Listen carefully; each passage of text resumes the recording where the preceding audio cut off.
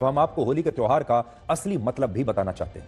हमारे देश में लोग ये तो जानते हैं कि दिवाली का त्योहार बुराई पर अच्छाई की जीत का प्रतीक है, लेकिन ये बात बहुत कम लोग जानते हैं कि होली का त्योहार भी बुराई पर अच्छाई की जीत का ही प्रतीक है।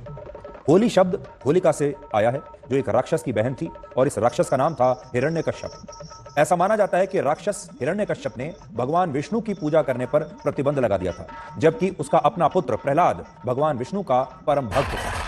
इसके लिए प्रहलाद को भक्त प्रहलाद भी कहा गया, और भक्त प्रहलाद की भक्ति से उसके पिता राक्षस हिरण्यकश्यप इतना विचलित था कि वो अपने ही पुत्र की जान ले लेना चाहता था, और इसके लिए उसने अपनी बहन होलिका की मदद ली। होलिका की ही मदद क्यों ली?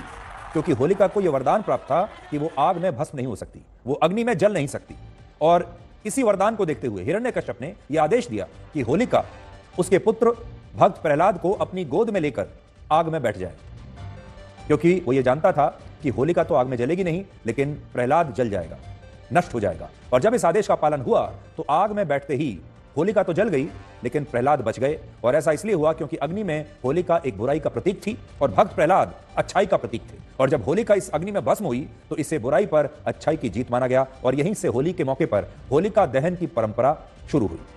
लेकिन आप खुद से पूछिए कि हमारे देश के लोग आज होली के असली महत्व के बारे में जानते भी हैं या कितना जानते हैं? कैसे अब धीरे धीरे त्योहारों का स्वरूप बदलता जा रहा है, त्योहार एक इवेंट मैनेजमेंट जैसे लगने लगे हैं।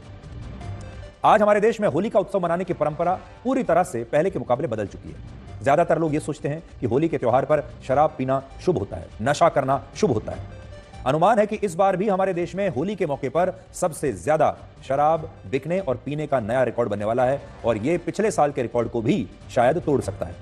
पिछले साल सिर्फ दिल्ली में ही होली के मौके पर लोगों ने एक दिन में 58 करोड़ रुपए और लखनऊ जैसे शहर में 17 करोड़ रुपए की शराब पी ली थी, और इस बार यह रिकॉर्ड टूटेगा। होली के उत्सव का शराब के नशे से कोई संबंध नहीं था, लेकिन आज हमारे बहुत सारे लोगों ने शराब को होली के त्योहार से एक प्रकार से जोड़ दिया है।